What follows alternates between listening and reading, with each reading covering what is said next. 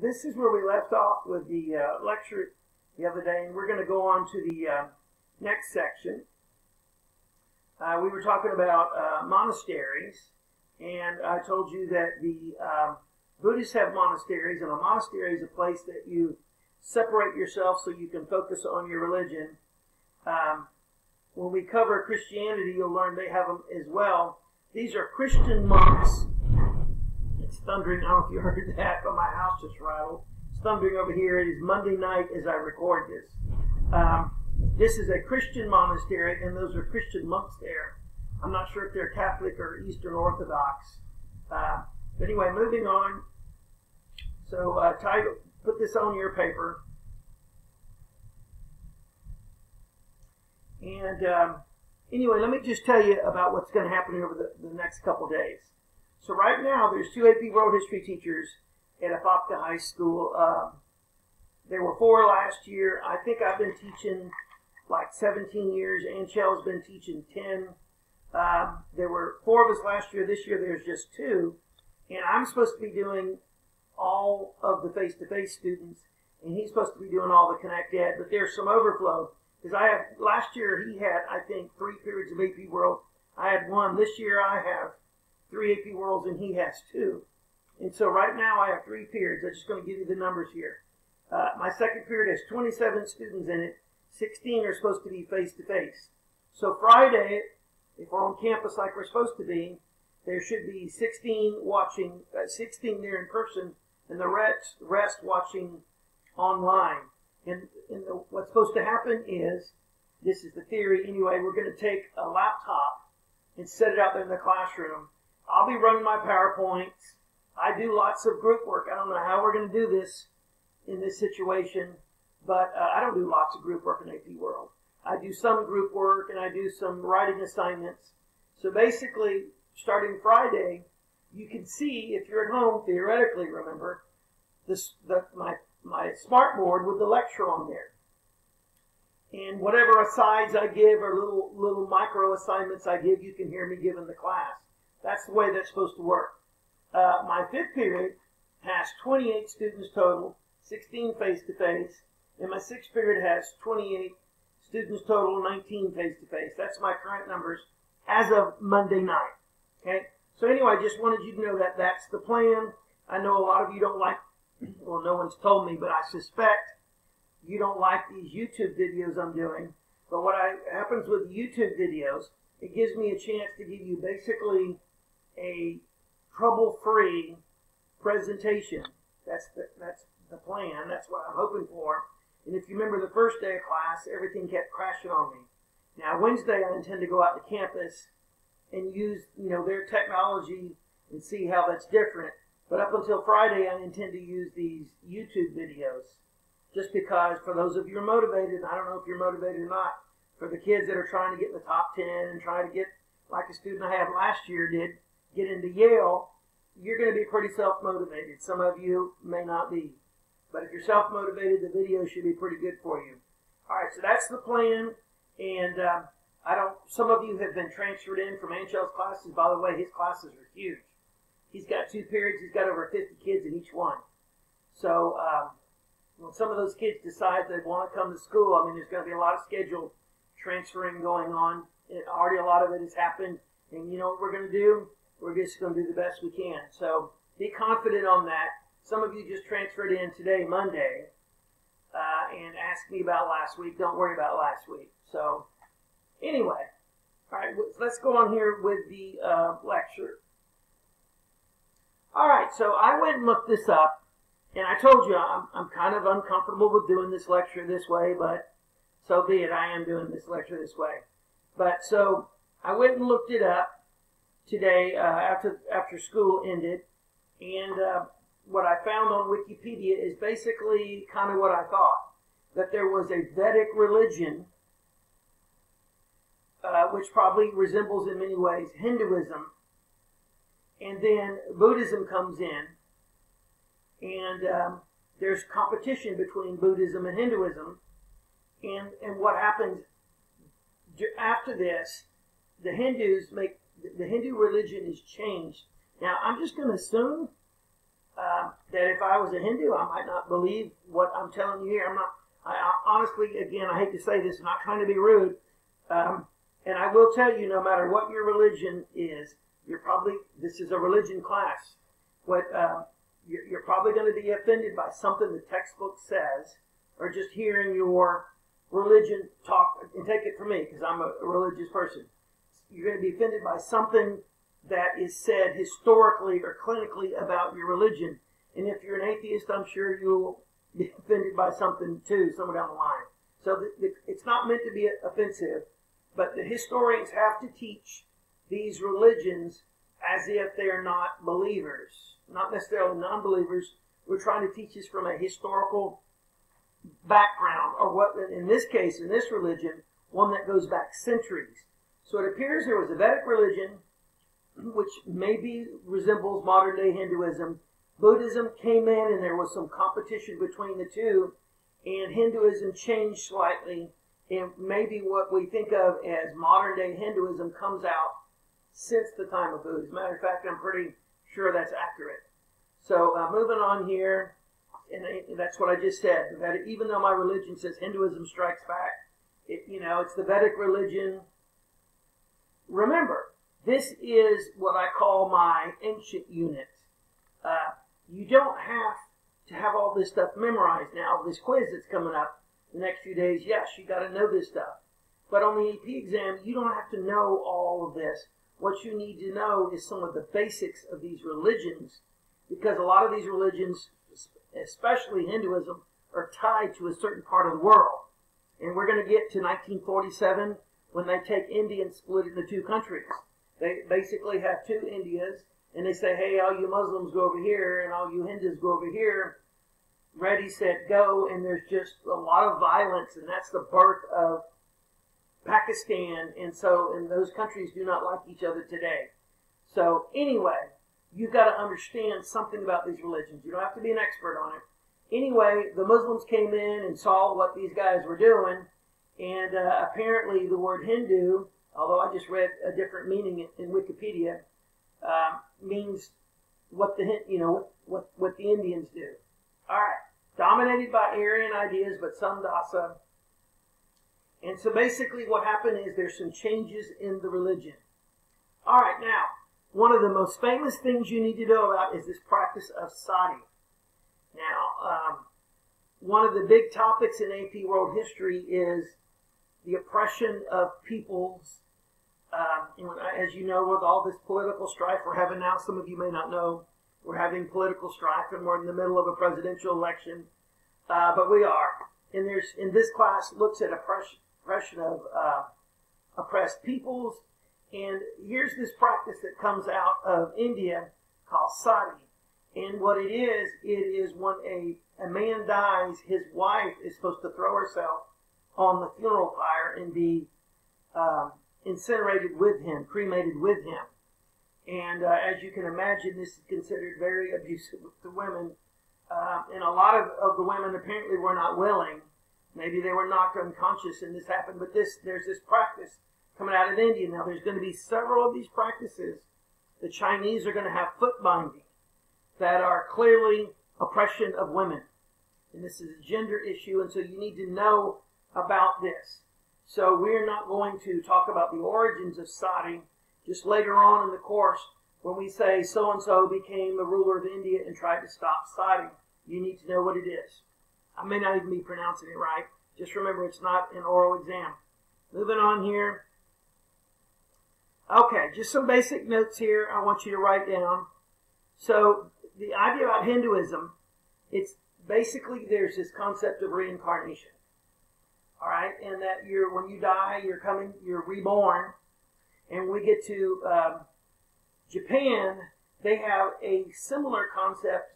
Again, I don't have any such training on reincarnation. I know some Americans believe in it, but I don't have any training in the understanding of it. I know I've met people who are not Hindus who believe in reincarnation. I do know when we get to the Japanese, they're going to have a belief in something like reincarnation, which doesn't appear to be exactly the same as this. But the idea is that when you die, you're going to be reborn. Okay? And so here is the underlying message of reincarnation. You are where you deserve to be. Okay?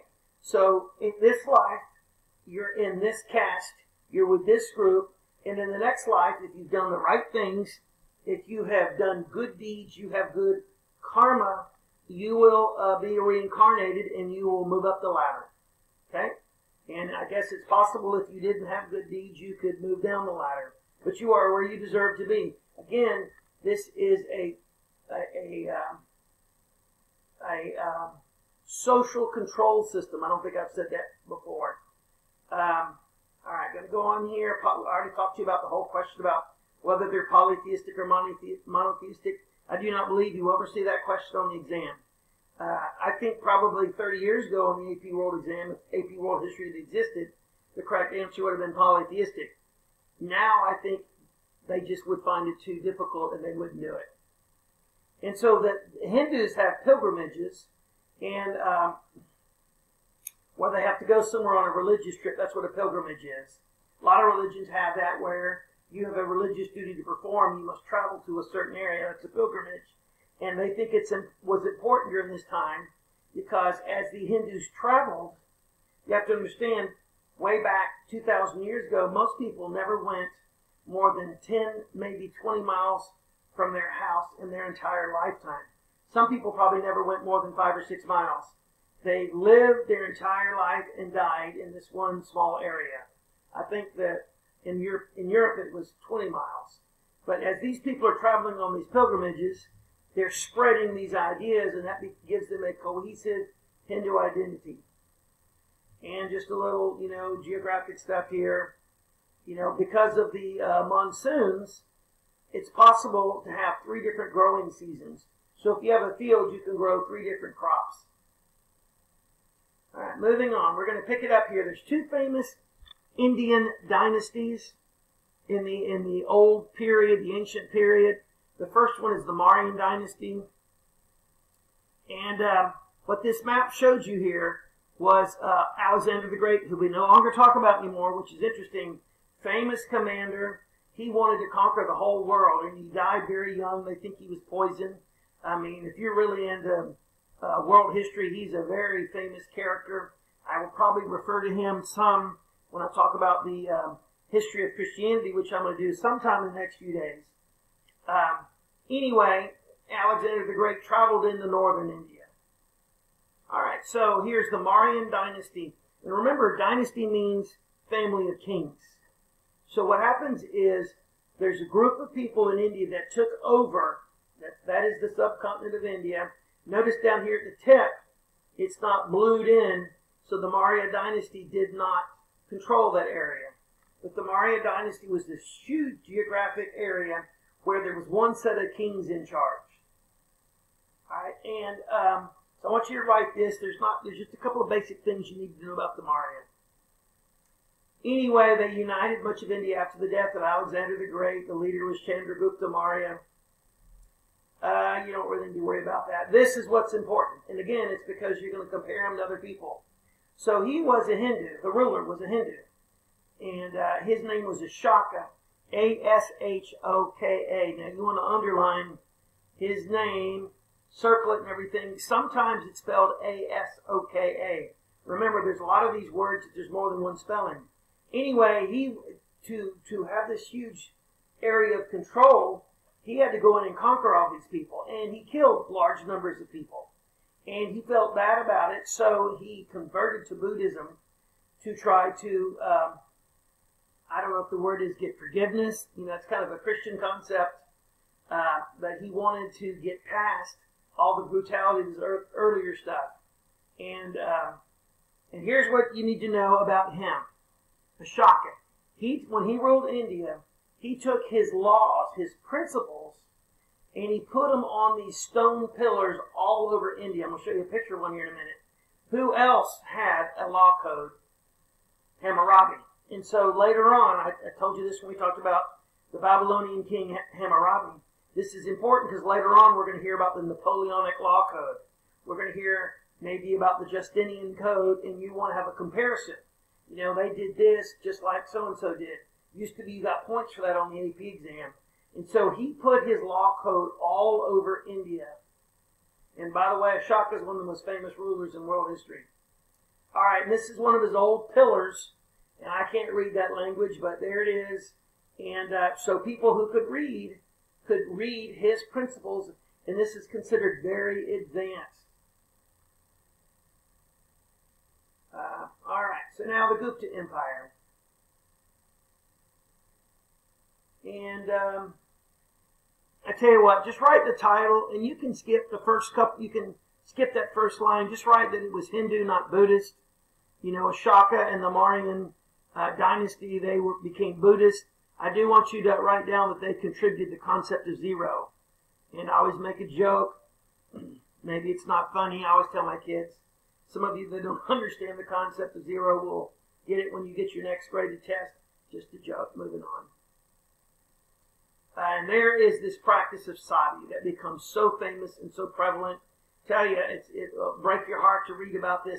So will foot binding when we get to China, and we'll talk about that. Foot binding is when they took a young girl, the upper classes, and they basically broke her foot, and they handicapped her for the rest of her life because it was considered, I don't understand this, in 100 million years, desirable, and it gave her high status in society.